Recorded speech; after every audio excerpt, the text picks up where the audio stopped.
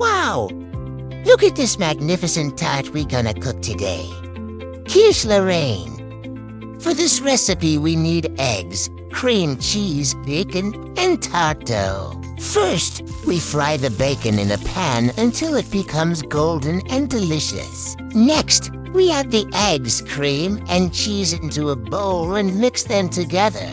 Now we place the tart dough into the tart mold to create the base of our dish. Gently pour the mix over the dough and place the bacons on it. Now we place the tart into the oven and let it bake until it turns golden.